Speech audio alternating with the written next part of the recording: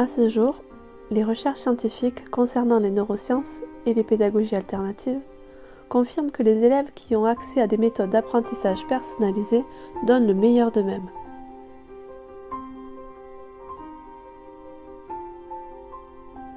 Les dernières recherches démontrent en effet, scientifiquement, que les cours magistraux ne peuvent pas convenir à tous les élèves d'une même classe. Pour permettre à chacun de réaliser son plein potentiel, il faut absolument que l'enseignant tienne compte des caractéristiques uniques de chaque élève. Ceci est encore plus vrai avec des élèves ayant des besoins particuliers. La meilleure méthode est donc celle qui individualise l'enseignement. La pédagogie Montessori est reconnue mondialement pour sa capacité à développer le plein potentiel de chaque enfant, dans un milieu d'apprentissage stimulant, humaniste et ouvert sur le monde.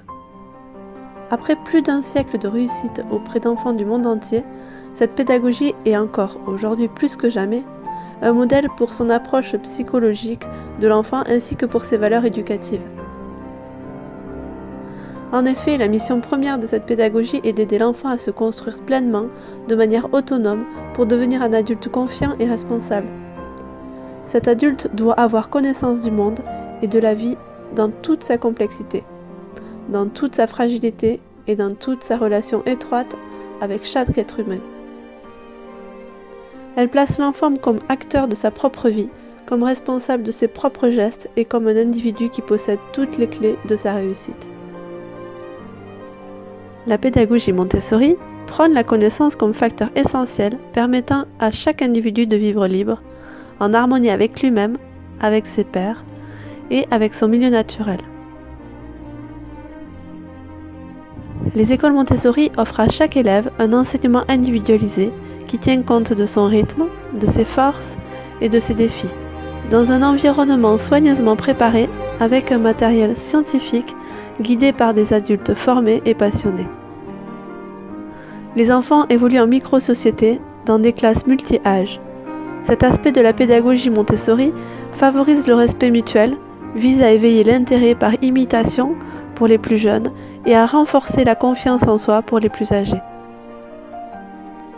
Les enfants ont la merveilleuse capacité d'acquérir par absorption l'ensemble des connaissances de l'environnement qui les entoure. Ils apprennent tous inconsciemment, passant progressivement de l'inconscient à la conscience, avançant le long d'un chemin où tout est joie. Ils sont souvent comparés à des éponges, à la différence que l'éponge a une capacité d'absorption limitée, l'esprit de l'enfant est lui infini.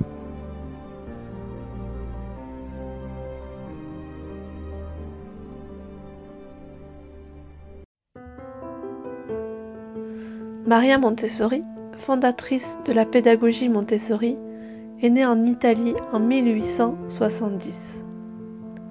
À l'adolescence, elle souhaitait devenir ingénieure, mais plus tard, elle abandonna cette idée pour entreprendre des études de médecine. Elle devint une des premières femmes médecins d'Italie. Elle poursuivit sa carrière dans le milieu de la santé mentale où elle fut amenée à être en contact avec des enfants diagnostiqués comme pédagogiquement inférieurs à la normale et exclus du système éducatif. Elle conçut du matériel spécifique pour les aider à apprendre par le mouvement et obtient des résultats remarquables. Suite à cela, en 1907, elle accepta de prendre en charge les enfants du quartier très pauvre de San Lorenzo, à Rome, et créa la première maison des enfants.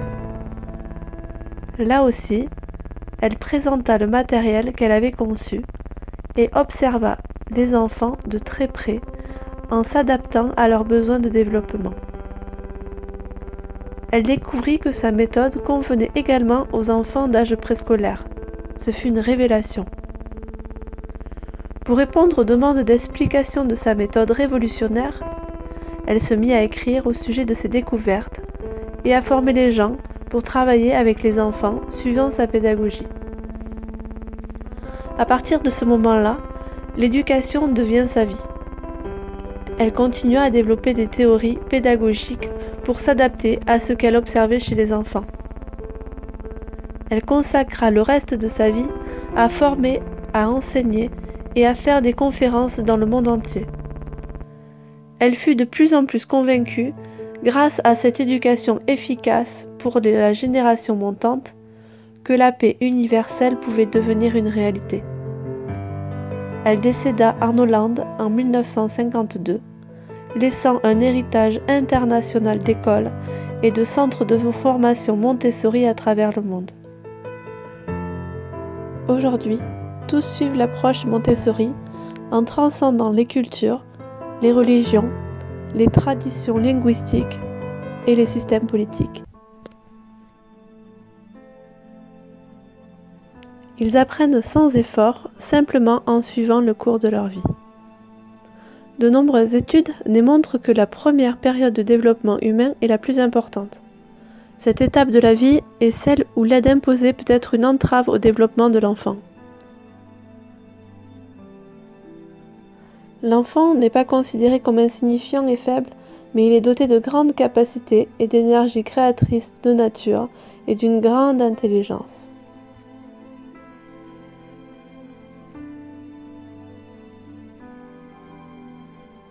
Les périodes sensibles sont des périodes où les enfants acquièrent une compétence facilement. Il y a des périodes particulières qui permettent aux enfants de se mettre en relation avec le monde extérieur d'une manière exceptionnellement intense. Elles sont temporaires et limitées à l'acquisition d'une certaine capacité.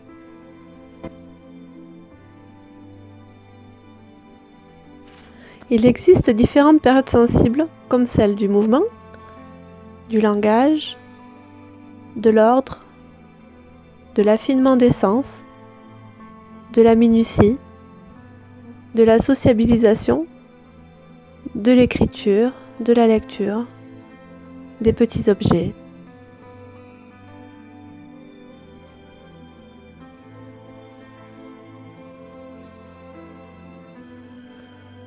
L'ambiance est un environnement qui a été soigneusement arrangé pour l'enfant, conçu pour encourager l'auto-apprentissage et le respect du rythme de chacun. Elle regroupe les aspects sociaux, affectifs et intellectuels, tout en répondant aux besoins d'ordre et de sécurité des enfants. Les caractéristiques de cet environnement préparé permettent à l'enfant de se développer sans l'aide et l'intervention constante d'un adulte. La conception de cet environnement est basée sur les principes de la simplicité, de la beauté et de l'ordre.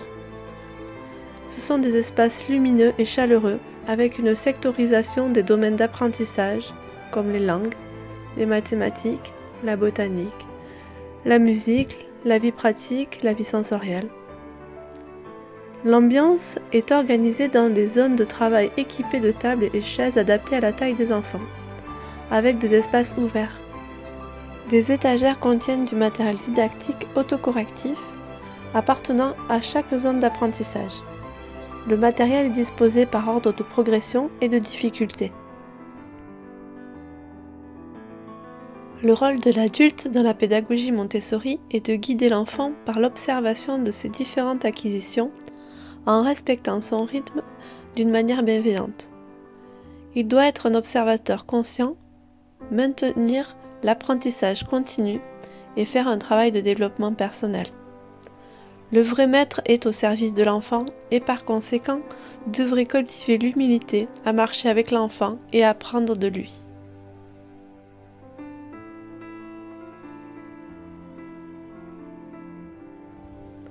En école Montessori, l'éducateur évalue les capacités de chaque enfant, mais il n'y a pas d'évaluation commune des apprentissages. La suppression des notes entraîne la diminution de la compétition au profit de l'entraide et de la coopération. L'enfant sera amené à auto-évaluer ses propres compétences et par le dialogue avec l'éducateur pourra planifier les manipulations du matériel dont il a besoin pour s'entraîner et perfectionner ses aptitudes dans certains domaines.